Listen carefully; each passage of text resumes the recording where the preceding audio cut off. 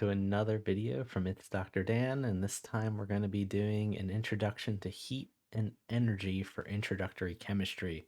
So, for whenever we come across heat and energy problems, these can be extremely confusing, especially the first time you are seeing them because they involve a lot of simple algebraic equations. So, let's try to break it down to see what you're going to be seeing in these kind of problems. So the first thing is you're going to be coming across heating and cooling curves. So a lot of times you're going to get different types of diagrams that look similar to the ones that I have here, where there's going to be temperature on one axis, energy on the other. So if something is being heated, what we generally see that as is as a slope that is going upwards. And if something is being cooled, it is as a slope going downwards. So these are the two things that we're going to be seeing. So we have cooling and heating. So whenever this is happening, the whole idea with slopes is that the way that we can do mathematical calculations regarding these is using the MCAT equation. So it's Q is equal to MC delta T. So anyone that's a pre-med out there who might have to want to be a doctor one day, MCAT, it's a quick way to remember it. So what is all that really broken down into? What does all these different symbols mean? So for this one, it's all about change. So slope is all about change. It's the same idea. So whenever we have Q, that represents heat, and that's generally written in the units of joules or calories, very similar to the calories that we ingest every day. We also have M for mass. That is going to be shown in grams. We have C, which C in this case is for specific heat. Now, specific heat is for a specific substance, meaning that it is unique for every single material that exists. Okay, so specific heat. So this is unique. So I'll write that down. So when it comes to specific heat, the big thing with that one is it reveals the units that are going to be used in the entire equation. So this one is joules, grams over Celsius. And then when it comes to delta T, well, all right, well, what does that all break down to? Well, if you ever see a delta symbol, that's telling you that you have a change in something. And the way that that is calculated is the final temperature. So wherever your final cooling spot is, wherever your end point is, minus your initial starting temperature. So if you're doing this in the lab, most likely what you're going to be doing is taking a thermometer, measuring something at the very start of your experiment, mixing some chemicals together, and then you're going to see a temperature change. So from there, what other things might we see? So another type of representation using these types of curves is by showing plateaus. So if I have this heating curve again, and I just want to show it by a flat line, so a plateau, this is representing that you are going through a phase change or a phase transition. So, what that means is that this is something that requires a lot of energy, and all it's doing is going from maybe from a solid to a liquid or a liquid to a gas. So, and those are represented by very specific terminology. So, if I'm going from a solid to a liquid or vice versa, this is always in representation of melting and freezing. But we're going to be talking about things in a more thermodynamic or heat sense, meaning that this is represented by fusion, meaning we're bringing together or bringing atoms closer together or starting to bring them apart. So for this one, it's also represented by heat. So this is a different version of Q. So I'm going to label it as Q, or as heat. And this is moles, so N for moles, times delta H of fusion. Okay, and this one's generally in kilojoules, is what that one's going to be represented by. Now, we also have when a liquid can turn into a gas. So when that occurs, this is when we're vaporizing something or we're turning it into particles. So when that's occurring, this is going to be another type of heat equation, very similar. So it's Q heat, and that's moles times delta H of vaporization. And this one's occurring whenever we have something that's boiling or going through condensation. So if you were kind of in class recently and your teacher is going over all kinds of different parts of phase changes, this is where we have to pay attention and see where are the temperatures rising to, or is it going to cross a phase change? So what kind of problems can we see with all this? This is a lot of information that we're going to kind of start to see how we can apply it. So we have how many different equations here? We have two major or three different equations. So let's kind of highlight those for ourselves. So we have the MCAT equation. That is one of them, extremely important. Definitely write it down. Then you have your two different phase change equations, which are similar, but they're going to require different constants that are applied. So delta H is a constant that will be given to you. All right. So I made a couple questions. So the first one here is how much heat is absorbed when 10 grams of water goes from 15 degrees C to 50 degrees C. So, being at this type of problem talks about a phase change, or sorry, not a phase change, a change in temperature. Apologies. That means that we are going to be using the MCAT equation. And that's because in this problem, you can see that we're changing temperature. So when we're doing this problem, we want to write everything down. So as we're kind of looking at this problem, we can see a couple key things. We see that, all right, there's 10 grams of water. That is also a good part of information. This is water, meaning we need to see what its specific value is for specific heat. That's why I included the table to the left. And we have temperatures here as well. So we need to make sure we clearly label what each of these values represent. So first thing is for our MCAT equation, we need mass. Mass in this problem is 10 grams. Now we have water, so C is going to go off of this table that I have on the left, and we can see water down here at the bottom. And what that says is that's 4.184. Now, those units are written on the top of that column. So that's joules over grams by Celsius. Now, what else do we have? We have TI, so your initial starting point, and that mentions it's going to start at 15 grams, or sorry, not 15 grams, 15 degrees Celsius. And then we have final temperature, which is 50 degrees Celsius. So the first thing we want to do really quickly for ourselves to help make our problem a little bit easier is we can calculate what our change in temperature is, which is your final minus your initial. So we'll take those two values. So delta T is your final, which is 50 degrees, minus your initial, which is 50 degrees C, and that's going to equal 35 degrees Celsius. Okay. Now that is going to get plugged into our MCAT equation. So what that's going to be is that Q is equal to 10 grams times the 4.184 joules over grams by Celsius. So when we do that, we're going to take all those values, plug them in. We're now going to put in our temperature, which is 35 degrees C, and we're going to multiply all these values. So we take 10 times 4.184 times 35.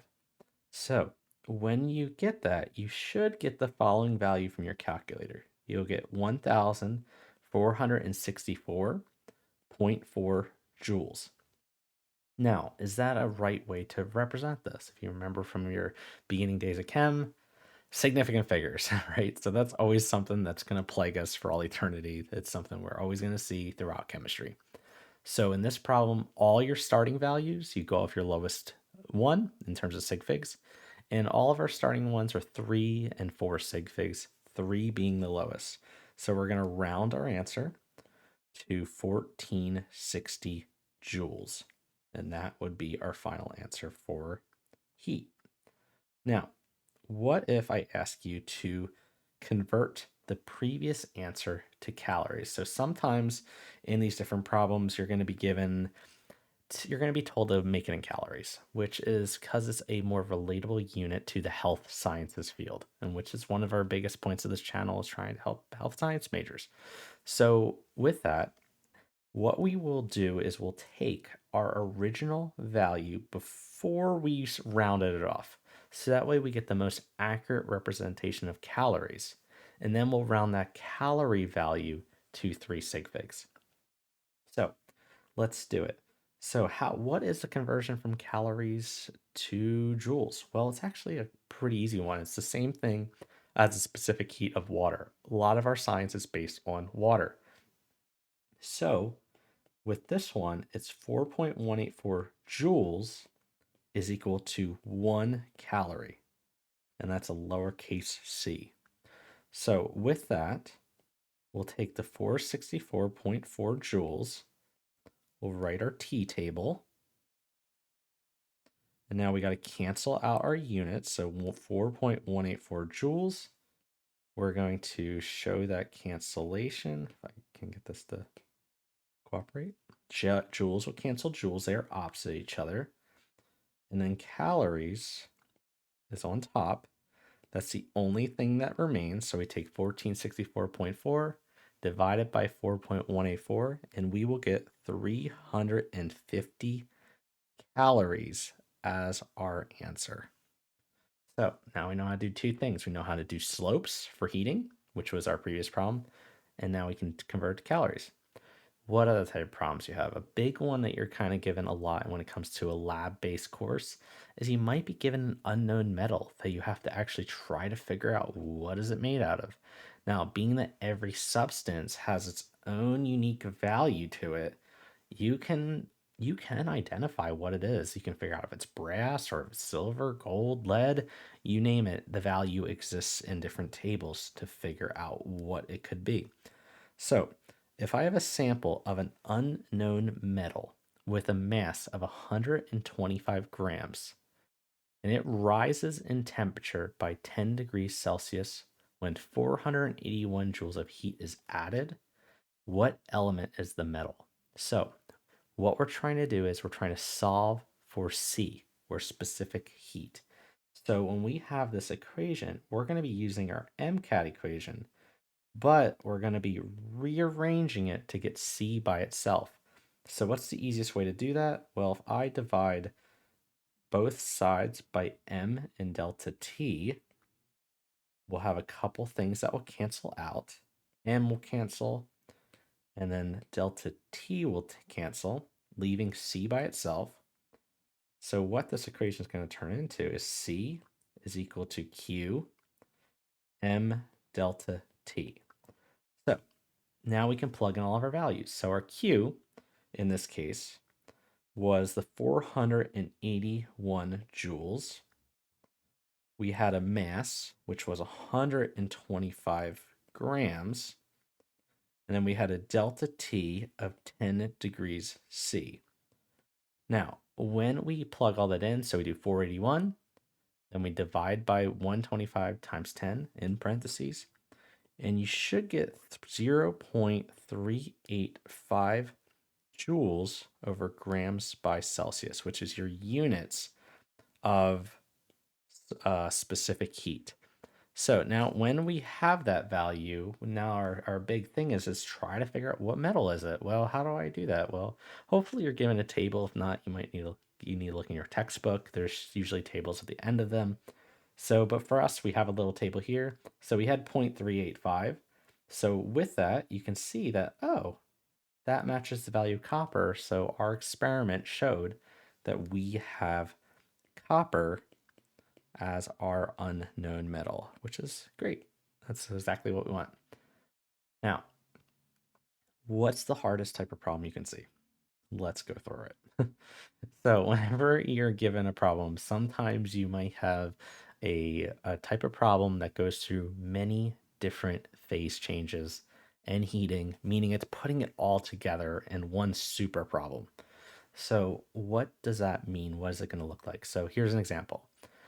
If I ask you how much heat in kilojoules is required to turn 100 grams of ice at negative 100 degrees C to steam at 250 degrees C. How the heck do you even calculate that? So I give a bunch of C values for it. Notice how the specific heat changes from ice to water to steam.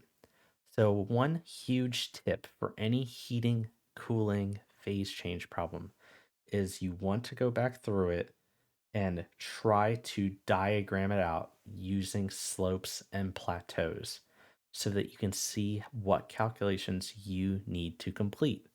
Because for every slope, meaning every point between a transition, you use the MCAT equation. For every flat point, you're going to be using either the fusion or the vaporization formula. So let's map out ours. So for this one, it says that we start at negative 100 degrees C. That's really cold. So what we have to do is remember what the freezing point and the boiling point is of water. So for us, I put down here the melting point here. So the melting point for water is 0 degrees C.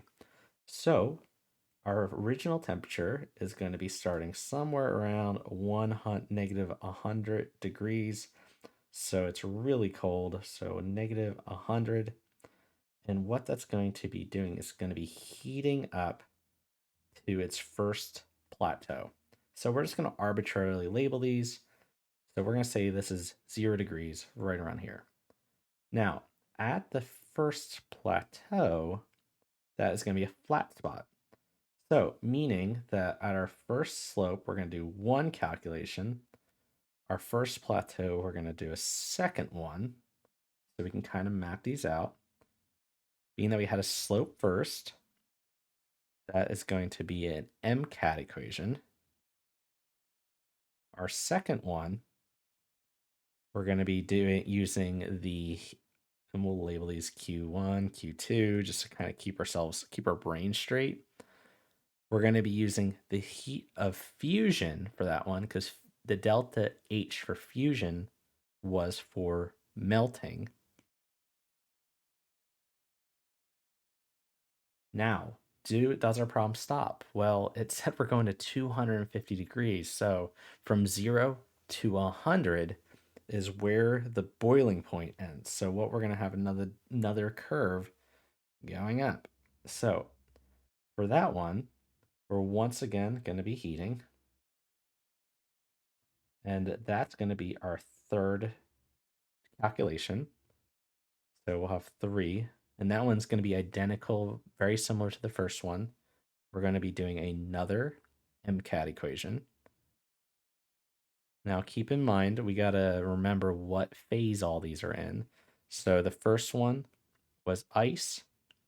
Then we became a liquid. So the third one is referring to a liquid. And if the one that we get to a fifth one, that's going to be as steam. All right. So then we'll have another plateau, which is now referring to when we take our N value and times that by our heat of vaporization. And then we will have one more going all the way up. So this is 100 degrees C, and then up here is 250 degrees C. So that water is getting steaming hot. So when we take that, this is all of our equations. We're just mapping out what we need to do. So how do you find out the heat? Well, we just did it for 5 different things. So you have to add them all up in the end. So to find the total energy, what we're going to be doing is adding up 1 plus 2 plus 3 plus 4 and 5 when you go through these. So it's going to be a lot of calculations and making sure your numbers are correct. So let's try to do it together and see if we can do it. And like I mentioned, this is a challenge problem. It's something that takes a little longer to do. So it can be extremely difficult. So with that, let's start with number 1. So 1 was referring to ice. So with the ice calculation, the big thing with this one is that we had a lot of different pieces of information. We have that, we can kind of write it all out here again for ourselves before we get started. The mass was 100 grams. What a lot of the second and third or second and fourth part of this calculation require moles. So we could quickly try to calculate the number of moles of this too. So moles, how can we do that? Well, it's 100 grams of water. So we need to convert it to moles. The best way to do that is use molar mass. So if we have 18 grams of water for every 1 mole, and that's from your periodic table, these are going to cancel. And that's going to give us roughly about 5.56 moles of water. So we have that value for ourselves. Let's see. And is there any other values that were given other than the temperatures? So we have a lot of temperatures. So let's do number 1. So 1 is taking our MCAT equation, which requires us to go through taking our mass. This is when it was ice, so we got to take our ice specific heat. So ice was in orange, so that was 2.04 joules per grams per Celsius. And that's going from negative 100 degrees C to 0 degrees C. So that's a change of, so we have final minus initial, so that's 100 degrees Celsius of change that this is going to be going through. So when we take all those different parts, we multiply them all together, we're going to be getting over 20,400 joules of energy, which being that we're planning on putting it on kilojoules, we can do a quick little conversion for ourselves. 1,000 joules is 1 kilojoule, meaning that we have 20.4 kilojoules, and that's for part 1. Now, part 2. With this one, this is our first phase change, but we already did most of the work for it. So what we have to do is take our heat value, and we're going to have moles times our delta H of fusion. So our moles was 5.56 moles times our delta H of fusion, which we grabbed from our table, and that's 6.02 kilojoules per mole. Okay, now when we multiply these values, we're going to get 33.5 kilojoules for our first transition. Our next part was heating it again. So it's keeping it straight. So now we're here on the curve. So we're going from 0 degrees to 100 degrees. So we're doing it again. So when we go through that heating process again, we're going to take our same MCAT equation. So we're going to take 100 grams, times it by the value for water for C, which was in blue, was 4.184 joules per grams by Celsius. We're then going to be taking our TF minus TI, which would be 100 minus 0. So it's going to be, once again, 100 degrees C. And that's going to give us a value of 41,840 joules, which we can then convert to 41.8 kilojoules. Keep in mind, we're going to be adding up all these in the end. Ooh.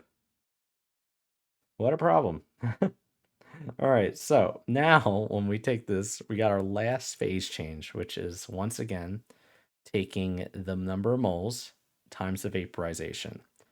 So we have 40.7 as our constant for this. We're going to times that by our moles. So Q4 is our moles, so 5.56 moles times the 40.7 kilojoules per mole. Notice how it takes way more energy to turn something into a gas. So when that happens, that's going to be a value of 226 kilojoules. Now the last part is going to be one more MCAT equation, where now we're going from TF being 250 degrees and our TI is 100 degrees C. So let's plug it all in. So our last one is we had a 100-gram sample. We're going to plug it, we're going to times it by our C value, which for steam was 2.09.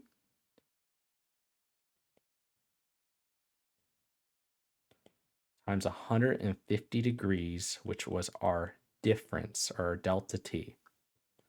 So when we go through this, we have 100 times 2.09 times 150, and then we have our final calculation, which in this case is going to be 31.4 kilojoules. All right, so now what are we going to do for our final total? We're going to add up all the circled information. So for number one, so what are we going to do? We're going to take 1 plus 2 plus 3 plus 4 and plus 5. So let's write all those out. So we had 31.4 kilojoules for 5, 226 for 4, and this is really important to make sure they're all the same units when we're adding these. We had 41.8 kilojoules for 3, 33.5 kilojoules for 2, and then we had 20.4 for 1. All right, so when we add up all these values together, we're going to get a total final value of 353.1 kilojoules for overall energy and heat.